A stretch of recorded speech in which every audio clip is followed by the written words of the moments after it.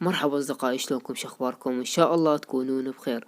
طبعا اليوم راح نسولف على مسلسلة دفعة لندن. هاي المسلسلة حش السامع من أزرب المسلسلات شفتها أني. مسلسلة عنصرية بدرجة مو طبيعية. طبعا لأنه العنصرية اللي بيها شوفوا، خاصة هالمسلسلة تحكي على شلون ايام الثمانينات، مدري الثمانين والله ما عندي، بس اللي اعرف انا شفت منه لقطات. فانه دلوا العراق، يعني شوفوا الحقد لحد هسه شايل بقلبه لكم كافي.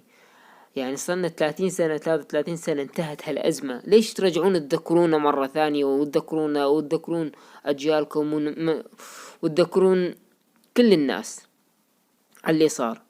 يعني شنو هالعقل اللي بداخلكم؟ مرة مسرحية ومرة مسلسلات مرة فيلم، ما يصير، كفي عاد عيب.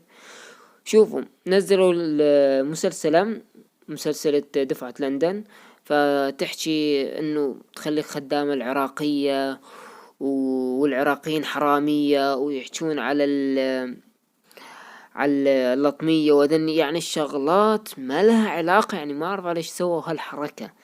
احنا يا ايام قبل، ايام زمان الطيبين وجيل الطيبين، كان العراق اعز وبحيله وبقوته، ومن ارقى الدول هو العراق كان، واكيد تعرفون هذا الشيء.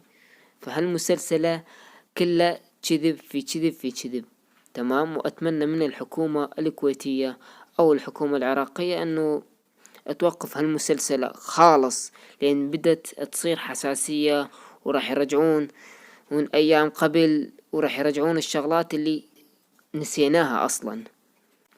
فكيف عاد، لانه تعبنا احنا، واللي هنا وصلتوها للعظم. يعني انه مسختوها هاي المسلسلة والله تعرضوها وبرمضان. يعني هسه شوفوا شارع العراق وما حد يسكت. شي اكيد واحد تنهان البلد ماله، والامرأة العراقية والشباب ده يهينون الشباب والنساء مالنا مورا مسلسلة تافهة. والله ملينا، يعني ما نريد نرجع مرة ثانية قال وقيل. اتمنى من الحكومة الكويتية تلغي هالمسلسل خالص وتمسح كل الفيديوهات. واذا ما تصرفت الحكومة الكويتية اتمنى تتصرف الحكومة العراقية، لانه كفعت هانونا بدرجة مو طبيعية. بس الله يصبرنا، بس اقول هذا الشيء.